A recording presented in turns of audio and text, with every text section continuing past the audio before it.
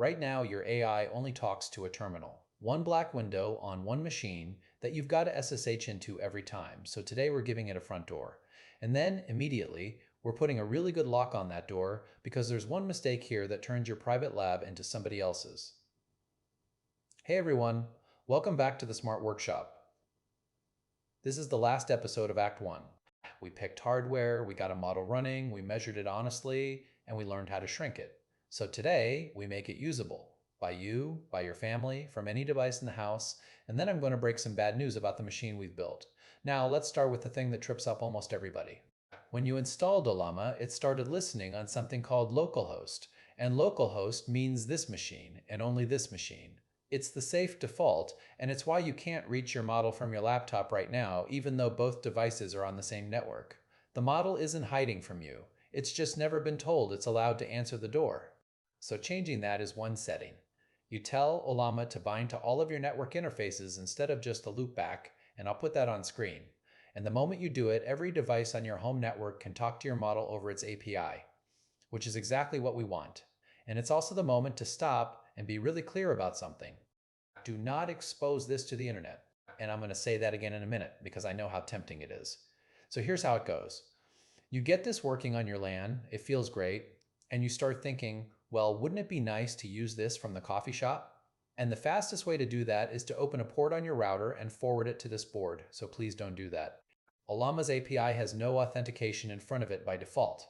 None at all. It was never designed to be a public service. So if you port forward it, what you publish to the entire internet is an unauthenticated endpoint that'll run computation on your hardware, on your electricity, inside your home network.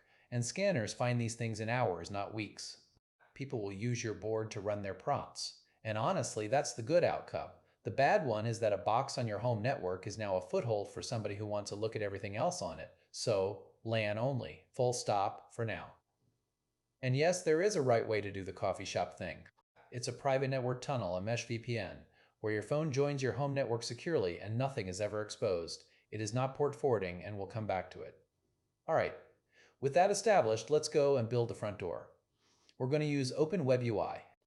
It's a self-hosted chat interface, and if you've used any of the commercial AI chat products, you'll find it immediately familiar. Conversation history, model switching, multiple users, a proper text box. And it runs in a Docker container talking to Ollama's API over your network. So this is our first real container, and that matters more than it looks. From here on, pretty much everything in this lab arrives as a container, a package with its dependencies sealed in that runs the same way on your board as it did on a developer's laptop. Everything in Act 2 is built on that idea, so one container on one machine is exactly the right place to start. Now, Act 2 takes us from a simple Docker container to a full cluster running Kubernetes, and that's a whole different animal. But first, let's get Docker onto your board. Open a terminal, and we're installing the Docker CE package. I'll put the lines on screen, and they're in the description, so nobody has to pause and squint. That gets Docker loaded, its GPG key added, and its repository registered, so future updates come down with your normal apt update and apt upgrade. So with Docker installed, let's build our first container. We make a directory, we go into it, and we define our Open WebUI stack in a compose file. Let's step through the core bits of it. First, we've got a volume, and that's for persistent data. So when Open WebUI restarts, it doesn't lose your configuration. Then the service itself, which defines the image to pull, its restart policy, the ports in use, and that volume mount. Now, pay attention to ports. The number on the left is the one you'll use to reach the service, and the number on its right is the port the container is listening on inside. There's more to say about that later, but that pairing is how you work out where a running container is actually reachable. So save the file, Ctrl-O, Ctrl-X, and bring the container up. It pulls the image, it starts the container. Nice. Now open a browser at the IP of your board on port 3000, and that should land you at the first time setup. And for the last bit, I'm giving you some clues and letting you loose to connect Ollama yourself. Find the admin panel, find the connections section under settings, then add your Ollama instance using the base URL format on screen. And there it is. A chat interface running on hardware you own, talking to a model you downloaded, with not a single byte crossing your router. Now go and grab your phone. Same network, same address. It just works because it's a web app. It doesn't care what device you're on. Go and ask your board a question from the couch. I'll admit, this is my favorite moment in Act 1. Because up until now, this thing has been a project. A terminal, a benchmark, a fascinating little exercise. The instant it's got an interface a normal person can use from a phone, it stops being a project and becomes a service. Something your household uses and something that being down would be annoying. Which brings us to the reality check. And this one isn't a caveat, it's the entire reason there are 22 more episodes. So look at what we've built. One board, one drive, one power supply, and now your household is starting to depend on it. So what happens when you need to update the operating system? Everybody's chat goes down. What happens when you add a second service alongside it, a memory system, a browser tool, an agent? They're all fighting over the same 16 gigabytes of RAM on the same board, and the model is already using most of it. And what happens when that board just dies? Because it will, right?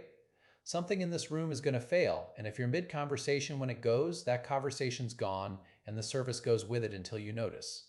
That's not a lab. That's a single point of failure with a nice web interface. And this is the exact fork in the road where a home lab either grows up or stays a toy. The toy path is you shrug and reboot it when it breaks. The grown-up path is you say, I want services that survive a machine dying. I want to update one node while the others keep serving. I want backups I can roll a bad change back to. I want to look at my lab and see capacity, not a Raspberry Pi. So that's Act 2, and I want to warn you, it's harder. And if all you ever wanted was a private chatbot on your desk, then Act 1 was the whole show, and you should be proud of it. Truly. Stop here, it's great. But if you want the lab, the thing that runs agents, and remembers, and acts, and keeps running when a board dies at 2 in the morning, then next time we go and buy 3 more boards. And next time we answer the question everybody asks wrong. Does clustering make my model faster? No. It's an emphatic no, and I'll explain why that's the wrong question and what clustering actually gives an AI lab, which is a lot more interesting than speed. I'm Joe with the Smart Workshop, and I'll see you next time.